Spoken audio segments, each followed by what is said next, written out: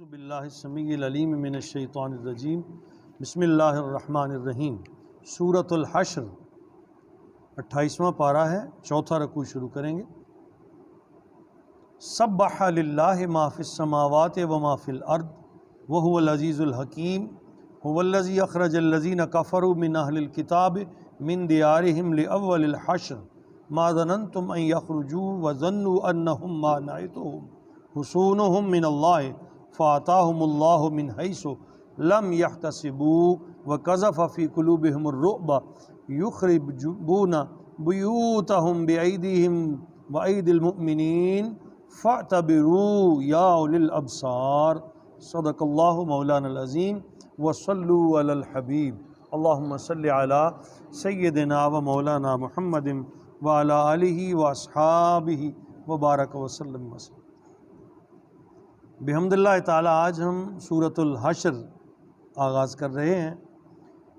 اس سورہ پاک کا نام دوسری آیت میں مذکور ہے۔ 3 رکوع ہیں، 24 آیتیں ہیں، 445 کلمے ہیں، 1913 حروف اس سورہ پاک میں شامل ہیں۔ بالاتفاق یہ سورہ پاک مدینہ طیبہ میں نازل ہوئی اور غزوہ بنو نذیر کا تذکرہ اس میں کیا گیا ہے۔ قبیلہ بنو نذیر جو یہودیوں کا قبیلہ تھا، اس کے بارے میں مضامین اس میں شامل ہیں۔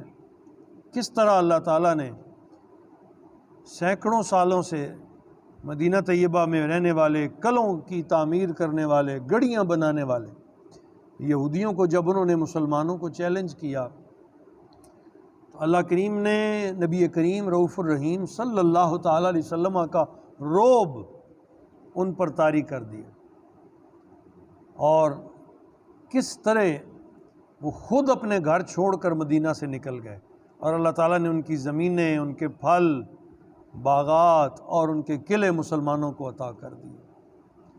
اس سورہ پاک کے مضامین میں سورت کا آغاز اس حقیقت کے بیان سے ہو رہا ہے کہ زمین و آسمان کی ہر چیز اللہ تعالیٰ کی تسبیح کر رہی ہے اور اس کی پاکی بیان کر رہی ہے، کیونکہ وہی بڑی عزت والا اور بڑی حکمتوں والا ہے۔ اللہ تعالیٰ کی دانائی اور حکمت کو ثابت کرنے کے لیے بنو نذیر کے انجام کی طرف مسلمانوں کو متوجہ کیا کہ دیکھو ان کے قلعے کتنے سنگین، ان کی گڑیاں کتنی مضبوط تھیں، ان کے پاس اسلحہ کے کتنے ذخائر تھے، لیکن اللہ تعالیٰ نے ان کو یوں مروب کر دیا کہ وہ اپنے ہاتھوں سے اپنے شاندار گھر توڑ کر اپنی تمام متاع مسلمانوں کے حوالے کر کے وطن چھوڑنے پر رضامند ہو گئے۔ پھر یہ بتایا ہے کہ انہیں یہ سزا اس لیے دی گئی ہے کہ وہ اللہ تعالیٰ اور اس کے رسول کی مخالفت کرتے ہیں۔ دوسرے رکوع میں مال فے کی تقسیم کا حکم آیا ہے اور بتایا گیا ہے کہ اسلامی نظام معاشیات کے عام ستون کیا کیا ہیں، اسلامی نظام معیشت کیا ہے، اس کا بیان کیا گیا۔ اس کے بعد اپنے محبوب کی غیر مشروط اطاعت کا حکم دیا۔ مہاجرین و انصار کی تعریف کر کے ان کی عزت و افزائی فرمائی گئی ہے کہ جنہوں نے اسلام کی خاطر ہجرت کی ہے یا جنہوں نے انصار بن کے، بھائی بن کے ان مہاجروں کو جگہ دی ہے اور انہیں عزت عطا کی ہے، ان کی شان اللہ کی بارگاہ میں کیا ہے۔ دوسرے رکوع میں منافقین کی رذیل حرکات پر انہیں سرزنش کی کہ بظاہر تو وہ اپنے آپ کو مسلمان کہا کرتے ہیں، لیکن در حقیقت وہ کفر کے دلدادہ ہیں اور اسلام کے دشمن ہیں۔ جب حضور نے نبی پاک صلی اللہ علیہ وسلم نے بنو نذیر کو الٹیمیٹم دیا کہ اتنے روز میں مدینے سے نکل جائیں، تو عبداللہ ابن ابی جو رئیس المنافقین تھا، اس نے ان کو کہلا بھیجا کہ تم مت نکلنا، میں 10,000 بندوں کے ساتھ تمہاری مدد کو آؤں گا۔ اللہ کریم نے ارشاد فرمایا یہ منافق ہیں، یہ یہودیوں کا ساتھ بھی نہیں دے سکیں گے۔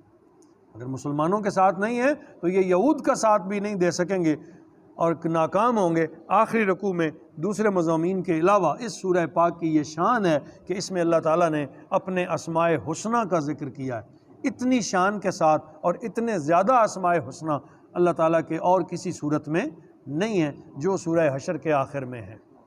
تو شروع کرتے ہیں۔ سبح للہ ما فی السماوات وما فی الارض، اللہ ہی کی پاکی بیان کر رہی ہے ہر چیز جو آسمانوں میں ہے، وما فی الارض اور جو زمینوں میں۔ وَهُوَ الْعَزِيزُ الْحَكِيمُ، وہی سب پر غالب اور بڑا دانا ہے۔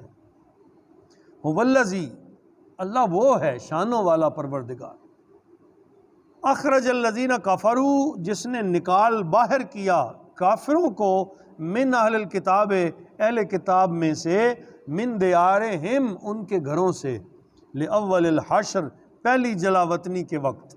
حضور نے حکم دے دیا انہیں کہ بنو نضیر قبیلے والے طرح طرح کی تکلیفیں، مصائب مسلمانوں کے لیے کھڑا کرتے، مشرکین کو خفیہ پیغام بھیجتے، تو سرکار کریم صلی اللہ تعالیٰ علیہ وسلم ایک دن حضور علیہ الصلوۃ والسلام نے ایک میٹنگ رکھی، صحابہ کرام کو بلایا ایک مقام پر، حضور نے وہاں بیٹھنا تھا، اور سرکار کا مسند شریف جو حضور کی جگہ تھی وہ دیوار کے ساتھ بنائی گئی تھی۔ یہودیوں کو پتہ چل گیا، اور یہ قبیلہ بنو نضیر کا جو سردار تھا اس نے اپنے ایک خاص بندے کو مقرر کیا کہ جب وہ وہاں بیٹھیں تو تم پیچھے سے دیوار سے ایک بڑا پتھر نیچے لڑکا دینا، بات ہی ختم ہو جائے گی۔ اللہ پاک نے اپنے حبیب کو وقت آنے سے پہلے آگاہ کر دیا، سرکار وہاں سے اٹھے اور دوسری جگہ تشریف لے گئے، تو ان کی یہ چال ناکام ہوئی۔ جب یہ چال ناکام ہوئی تو سرکار دو عالم صلی اللہ علیہ وسلم نے اس کے بعد انہیں حکم دیا کہ 10 دن کے اندر اندر جلا وطن ہو جاؤ، مدینہ طیبہ چھوڑ دو۔ سوچا بھی نہیں جا سکتا تھا، اتنے ہتھیاروں کے مالک، اتنے بڑے بڑے قلعوں والے۔ اللہ فرماتے ہیں ہم نے ان کے دلوں میں رسول اللہ کا رعب ڈال دیا، اور وہ اس حکم کے چھٹے دن اپنا سب کچھ چھوڑ کر جانے کے لیے تیار ہو گئے، اور بغیر جنگ کے اللہ تعالیٰ نے مضبوط قلعے، گڑھیاں، گھر، ان کی فصلیں اور ان کے باغات مسلمانوں کو عطا فرما دی۔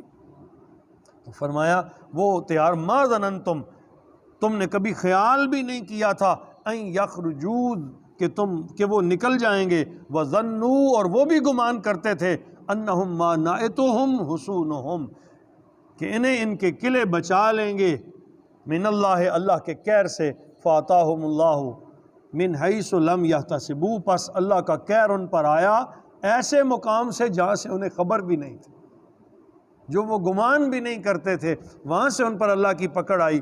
وَقَذَفَ فِي قُلُوبِهِمُ الرُّعْبَ، اور اللہ تعالیٰ نے ڈال دیا ان کے دلوں میں رعب، یخربون بیوتہم، چنانچہ وہ برباد کر رہے تھے خود اپنے ہاتھوں سے، بِأَيْدِيهِمْ، اپنے گھر، وَأَيْدِي الْمُؤْمِنِينَ، اور اہل ایمان کے ہاتھوں سے ان کے گھر گر رہے تھے، اور وہ جلا وطن ہو کے جا رہے تھے۔